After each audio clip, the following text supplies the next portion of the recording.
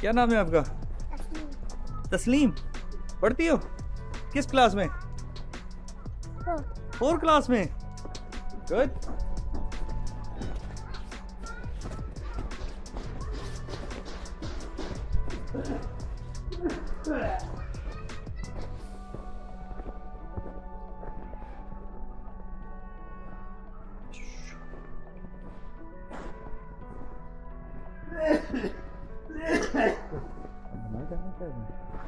हैं?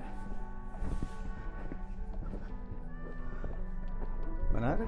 हाँ सही है। थोड़ा सीधा रख, ऊपर ना रख, सामने रख। क्यों रखूं? हाँ,